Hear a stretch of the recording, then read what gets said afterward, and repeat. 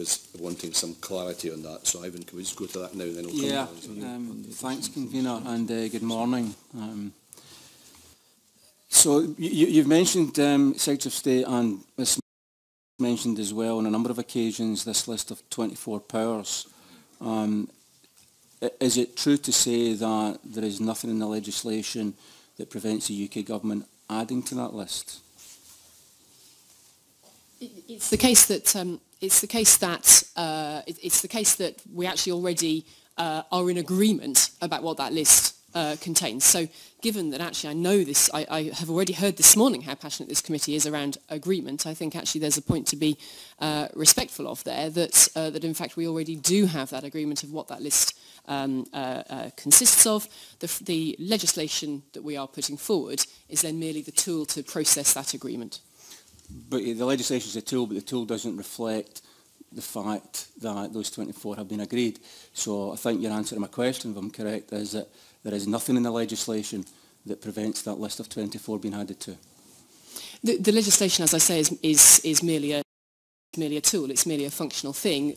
Clearly, the legislation operates in the way to say that those things that are specified are dealt with in a certain way. As the Secretary of State actually already reminded us, the legislation has to be taken in accompaniment with the IGA, the memo that goes with it. And between those two things, you have, I think, a very clear legislative and political commitment from the UK government as to how it would like to deal with the So I'll give you the entirety of the opportunity scenario. again to answer the question. Is there anything in the legislation that prevents the UK government adding to that list of 24? Yes or no? The legislation, as I say, is there to process what is in the agreed list, and so we have an analysis of what is in that agreed list. I think we have all actually been very clear and open that that agreed list can evolve. And we actually have seen that happen already. I think I would actually characterise that as a positive thing. I mean, forgive me, Mr. Mickey, I'm preempting your next question here, which is no doubt going to be, well, what if things were added?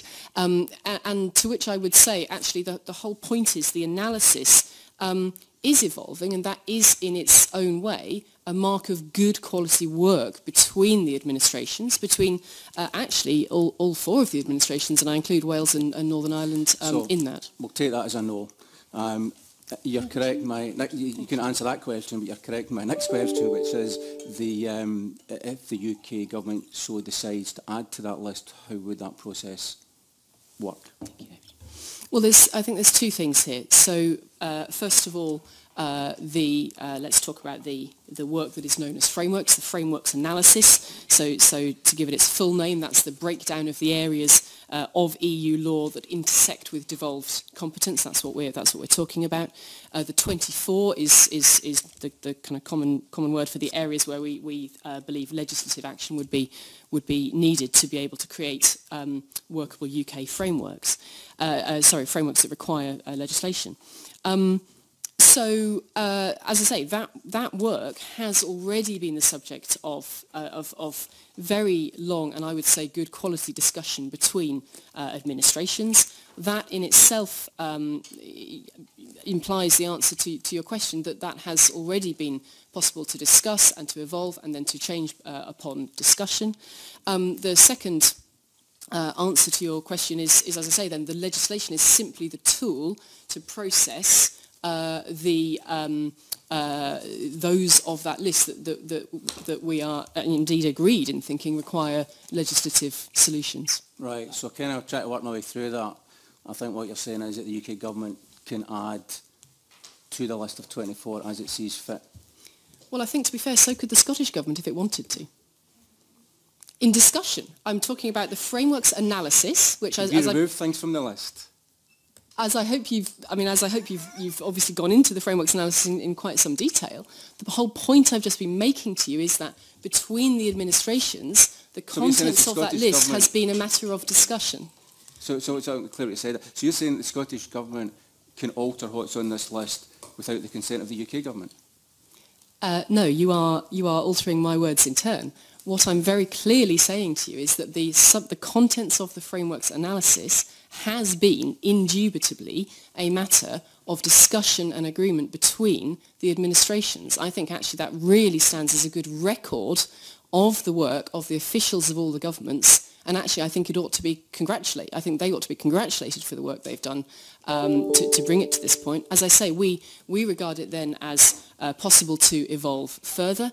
And I think, in line with the comments we've been making all morning, the UK government would be very much open to the Scottish government being able to join in agreement of the overall package here, but notwithstanding the other parts of the package, that detailed work on the frameworks analysis continues, right, as it should. But I think, just so that we're clear in terms of the context of the discussion, Mr. McKee, you've got the intergovernmental agreement, because this committee should have sight of that.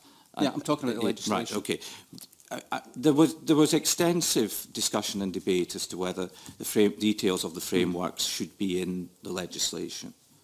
And I think the view which was taken across the three governments when we were in that type of negotiation was that it would not be helpful to do so, because that would create a definitive list that could then only be amended by primary legislation, and that therefore for the flexibility that was required going forward, and based on the fact, going right back to the convener's first question, that actually in these discussions there has been a very strong level of trust across the three governments, and indeed with the input from Northern Ireland Executive, that was the better way in which to take this forward. But there is an argument, and some would make that argument, that the whole detail should be on the face of primary legislation. Trying to establish the facts, and the facts, as far as I can gather from your answers, are that the list of 24 can be added to, and it can be added to by the UK government without the consent of the Scottish government or the Scottish Parliament. I think that's, if I'm understanding that. But it would not be in accordance with the intergovernmental agreement which we have committed to and which we will abide by. But the legislation doesn't. It's not on the face of the legislation, right, because the view is strongly that by putting it on the face of primary legislation, you limit the flexibility to go forward both ways. So the areas we're talking about here in this 24, make it a bit more real for people, areas where, as we've already established, the UK government only needs to ask for consent, doesn't need to gain consent from the Scottish Parliament, include GM crops, includes food safety, includes public procurement, which are obviously potentially very key issues in Scotland. The rest of the list of 111 includes areas like onshore hydrocarbons, i.e. fracking, which could, at the whim of the UK government, also be added to this list to be subject to Clause 11. I think that is an alarmist statement, because we've made it absolutely clear that we have devolved the responsibility for fracking to this Parliament. This Parliament makes the decision as to whether there is fracking in Scotland, and any suggestion that it could be changed by sleight of hand is disingenuous, because it is not correct. And in relation, let's just be absolutely clear, because I wanted to make it clear in my letter, and it's something that doesn't come across always clearly in the discussion.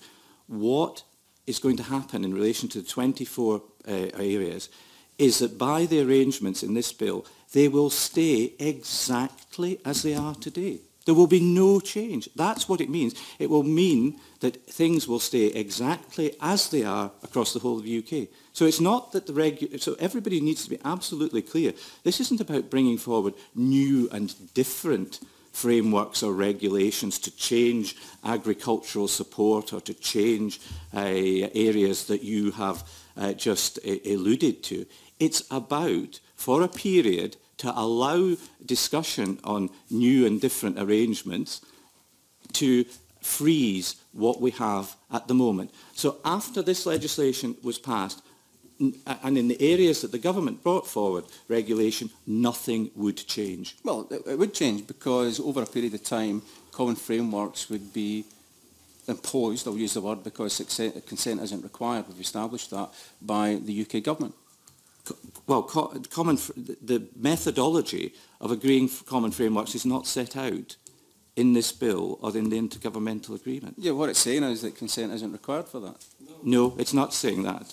That is not what it's saying. Can I just for clarity, and first of all, thank you for, in terms of the intergovernmental agreement and the commitment you just made about there being, in your view, quite definitively, there'd be nothing added to that without agreement of the Scottish Government. I just want to make one important point, Mr Crawford, to clarify as well. Yeah. Even if we weren't able to get agreement with the Scottish Government, we would abide by the terms of the intergovernmental agreement as to how it was intended to apply in Scotland. So the word normally doesn't apply here then?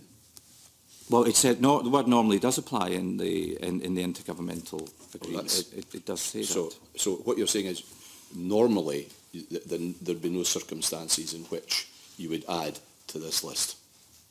We wouldn't add to that list without agreement with, on the basis of the terms of the agreement. We wouldn't. Which is normally or not? Well, well, the agreement is predicated on not normally, so that's we wouldn't normally add to the list without the agreement of the Scottish Government and Welsh Government. So it all comes back to where this normally issue that Patrick Harvey raised